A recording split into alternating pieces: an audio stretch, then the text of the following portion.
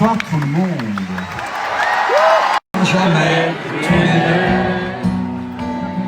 Puisqu'on est fou, puisqu'on est seul, puisqu'ils sont si nombreux.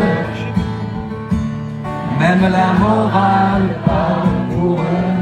Pour l'amour depuis toujours. Nos corps par cœur, nos cœurs au chaud dans le velours.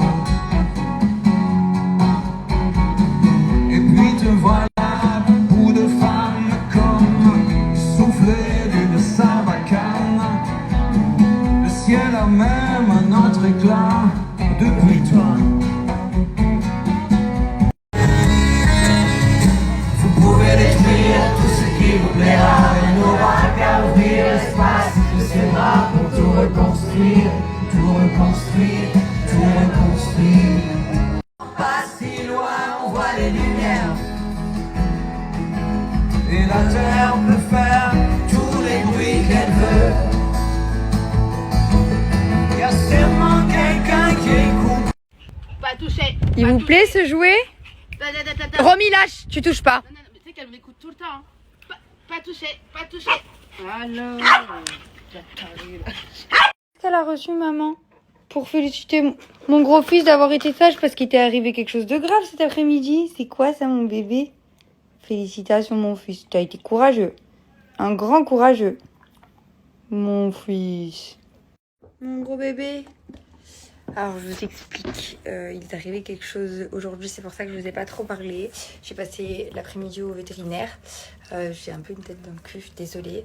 On a eu très très peur. Heureusement, plus de peur que de mal. Donc, comme vous avez l'habitude de le voir sur mes stories, Ted mange tout et n'importe quoi.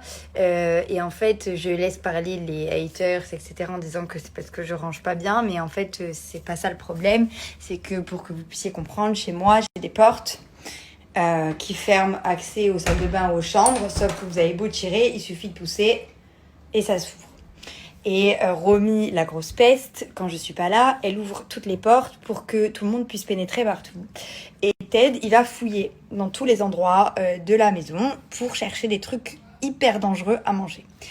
C'est soit mes plaquettes de luxe, soit aujourd'hui, c'était un rasoir. Fais les gros câlins, mon bébé. Oui, maman, elle sera toujours là pour t'aider, mon bébé.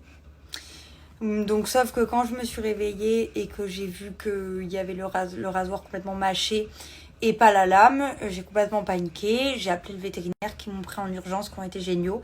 On s'est rendu compte qu'il y avait les lames dans son estomac, complètement mâchées.